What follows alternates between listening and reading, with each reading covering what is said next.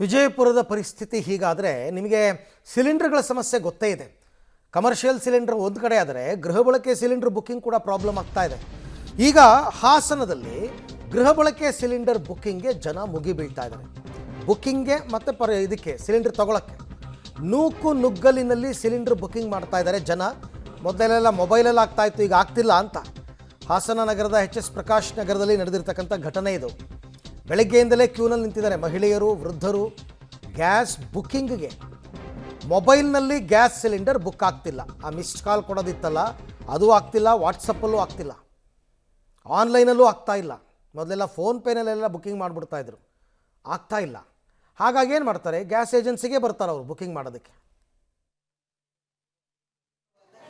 ನಡೀತಾ ಇರುವ ಯುದ್ಧದಿಂದಾಗಿ ಗೃಹ ಬಳಕೆಯ ಸಿಲಿಂಡರ್ಗೂ ಈಗ ಹಾಹಾಕಾರ ಎದುರಾಗಿದೆ. ಗೃಹ ಬಳಕೆಯ ಸಿಲಿಂಡರ್ ಆನ್ಲೈನಲ್ಲಿ ಬುಕ್ ಆದ ಕಾರಣ ಜನರು ಗ್ಯಾಸ್ ಏಜೆನ್ಸಿಗಳ ಮುಂದೆ ಜಮಾಯಿಸಿರ್ತಕ್ಕಂಥದ್ದು ನಾವು ದೃಶ್ಯದಲ್ಲಿ ಗಮನಿಸಬಹುದು. ಇದು ಹಾಸನದ HS ಪ್ರಕಾಶ್ ರಸ್ತೆಯಲ್ಲಿರ್ತಕ್ಕಂತಹ ಹಾಸನಾಂಬ ಇಂಡಿಯನ್ ಗ್ಯಾಸ್ ಏಜೆನ್ಸಿ. ಈ ಗ್ಯಾಸ್ ಏಜೆನ್ಸಿ ಮುಂದೆ ನೂರಾರು ಜನರು ಈಗ ಜಮಾಯಿಸಿರ್ತಕ್ಕಂಥದ್ದು. ಎಲ್ಲರೂ ಸಹ ಮೊಬೈಲಲ್ಲಿ ಗ್ಯಾಸ್ ಬುಕ್ಕನ್ನು ಮಾಡಲಿಕ್ಕೆ ಪ್ರಯತ್ನವನ್ನು ಪಟ್ಟಿದ್ದಾರೆ. ಆದರೆ ಮೊಬೈಲ್ನಲ್ಲಿ ಗ್ಯಾಸ್ ಬುಕ್ ಆಗದ ಕಾರಣ ನೇರವಾಗಿ ಅವರು ಏಜೆನ್ಸಿಗಳ ಮುಂದೆ ಬಂದು ಬೆಳಗ್ಗೆಯಿಂದಲೂ ಸಹ ಸರತಿ ಸಾಲಿನಲ್ಲಿ ನಿಂತಿದ್ದಾರೆ. ಯಾಕೆಂದರೆ ಅವರಿಗೆ ಗ್ಯಾಸ್ ಸಿಗೋದಿಲ್ಲ ಒಂದು ಆತಂಕ ಮನ ಮಾಡಿದೆ. ಕಳೆದ 20-25 ದಿನಗಳಿಂದಲೂ ಸಹ ವಾಣಿಜ್ಯ ಬಳಕೆ ಸಿಲಿಂಡರ್ ಇರ್ಬೋದು, ಗೃಹ ಬಳಕೆಯ ಸಿಲಿಂಡರ್ಗಳ ಕೊರತೆ ಉಂಟಾಗ್ತಾ ಇದೆ. ಪ್ರತಿ ಬಾರಿಯೂ ಸಹ ಏನು ಮೊಬೈಲ್ನಲ್ಲಿ ಗ್ಯಾಸ್ ಬುಕ್ ಆಗ್ತಿತ್ತು, ಸಮಯಕ್ಕೆ ಸರಿಯಾಗಿ ಗ್ಯಾಸ್ ವಿತರಣೆ ಆಗ್ತಿತ್ತು.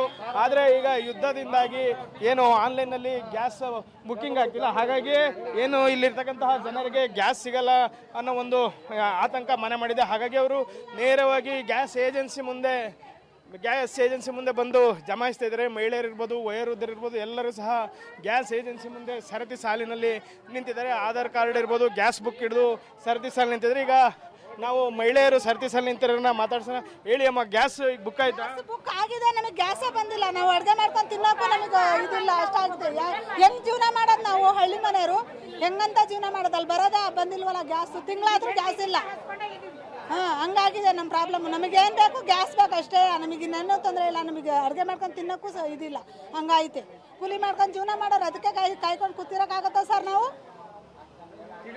ಮೊಬೈಲಲ್ಲಿ 3 ಸತಿ ಮೆಸೇಜ್ ಮಾಡಿಸಿದ್ದೀನಿ, ಆದರೂ ಬಂದೇ ಇಲ್ಲ ಅಂತಾರೆ. ನಾವು ಏನು ಮಾಡಬೇಕು ಸರ್? ಈಗ 15 ದಿವಸ ಆಯಿತು, 2-3 ಸತಿ ಮೆಸೇಜ್ ಮಾಡಿಸಿದ್ದೀನಿ. ನಾವು ಹಸ್ಕೊಂಡು ಈಗ ಇರೋದ ಈ 3 ದಿವಸ ಕೊಡ್ತಾರಲ್ಲ ಸರ್ಕಾರ, ಏನು ಮಾಡೋದು? ಸಾಯೋದತ್ಲಾಗ ಔಷಧಿ ಕುಡ್ದು ಇಲ್ಲ ಸರ್. ಅದಕ್ಕೆ ಬಂದು ಹಳ್ಳಿಯಿಂದ ಬಂದಿದ್ದೀವಿ, ದೂರದಿಂದವ ನಾವು. ಆಗ ಯಾತ ಕೊಡಬೇಕು? ಕೊಡಲ್ಲ, ಹೆಂಗೋ ಮಾಡ್ಕೊಳ್ತೀನಿ ಅಂತ ಹೇಳ್ಬೇಕು ಸರ್. ಇದು ಯಾಕೆ ಮಾಡಬೇಕು? ಸೌದಿನೂ ಇಲ್ಲ, ಸೊಪ್ಪು ಇಲ್ಲ, ಎಂಥದ್ದು ಇಲ್ಲ, ಒಲೆನೂ ಇಲ್ಲ. ಏನು ಮಾಡೋದು ಸರ್? ಅದಕ್ಕೆ ಅವ್ರ ಜೊತೆನೆ ಬಂದಿರೋದು. ಅದೇ ಗ್ಯಾಸ್ ಇಲ್ಲ, ಅದಕ್ಕೇನೆ ಬಂದಿರೋದು. ಬುಕ್ ಮಾಡೋಕ್ಕೆ ಬುಕ್ ಆಗಿದೆ, ಕೊಡ್ತಾ ಇಲ್ಲ, ಅದಕ್ಕೆ ಬಂದೆ. ಮತ್ತೊಬ್ರು ಹಳ್ಳಿಯಿಂದ ಬಂದಿದ್ರೆ ಅವ್ರನ್ನ ಕೇಳೋಣ. ಹೇಳಿ ಯಜಮಾನ್ರೆ, ಗ್ಯಾಸ್ ಬುಕ್ ಆಯ್ತಾ? ನಮಗೇನು 1.5 ತಿಂಗಳಾಯ್ತು ಬುಕ್ಕಿಂಗ್ ಆಗಿ. OTP ಬರಲ್ಲ. ಅದು ಹೆಂಗೆ ಬರಲ್ಲ ಅಂದರೆ ಸಿಸ್ಟಮಲ್ಲಿ ಆಫ್ ಮಾಡವ್ರೆ. OTP ಬರಲ್ಲ. ನಂಗೆ ಮುಂದಷ್ಟು ಬರುತ್ತೆ OTP. ಈ ಅಷ್ಟೇ ತನಕ ನಾವೇ ಮಾಡೋದು, ಗ್ಯಾಸ್ ಇಲ್ಲ. ಬಟ್ ಡೈಲಿ ಬಂದು ಇದು ಬುಕ್ ತೊರೋದು ಹೋಗೋದು ಆಯ್ತು. ನಮ್ಮ ಭಾಳ ನೋಡಿ ಈ ಥರ ಆಯಿತು. OTP ಬರಲ್ಲ ಸರ್. ಅದು ಬುಕ್ಕಿಂಗ್ ಆಗಿ 1.5 ತಿಂಗಳಾಯ್ತು. 46 ದಿನಕ್ಕೆ ಆಯಿತು ಬುಕ್ಕಿಂಗ್ ಆಗಿ. OTP ಬರಲ್ಲ. OTP ಬಂದ ಬನ್ನಿ ಅಂತಾರೆ, OTP ಬರಲ್ಲ. ಅದು ಯಾವ್ದು ಬರುತ್ತೆ, ಎಲ್ಲಿ ಬ್ಲಾಕ್ ಮಾಡ್ತಾವ್ರೋ ಗೊತ್ತಲ್ಲ. ಈಗ ಗ್ಯಾಸ್ ಇಲ್ವಲ್ಲ, ನೀವು ಏನು ಮಾಡ್ತೀರಿ? ಈಗ ಏನು ಮಾಡಂಗಿಲ್ಲ, ಹಂಗಾಯ್ತು ಪರಿಸ್ಥಿತಿ. ಸೌದಿ ಇಲ್ಲ ನೋಡಿ, ಭಾರತ್ ಬರ್ತೈತೆ, ಇಂಡಿಯನ್ ಯಾಕೆ ಬರ್ತಿಲ್ಲ? ಇವ್ಯಾಕೆ ಬರ್ತಿಲ್ಲ ಸರ್? ಇವ್ರು ಏನು ಪಬ್ಲಿಕ್ ಇದು ಮಾಡ್ತಾ ಇದಾರೆ, ನಮ್ಗೆ ಮೋಸ ಮಾಡ್ತಾ ಇದಾರೆ ಇವರೆಲ್ಲವ. ಮೋಸ ಮಾಡಿ ನಮಗೆಲ್ಲ ಇದು ಮಾಡ್ಕೊಳ್ತಾರೆ, ಅದಕ್ಕೆ ಅನುಕೂಲ ಮಾಡ್ಕೊಡ್ತಾರೆ ನಮಗೆ. ಭಾರತ ಬರ್ತದೆ, ಇಂಡಿಯಾ ಬರ್ತದೆ, ಎಲ್ಲ ಬರ್ತದೆ. ನಮ್ಗೆ ಗ್ಯಾಸ್ ಯಾಕೆ ಬರ್ತಿಲ್ಲ?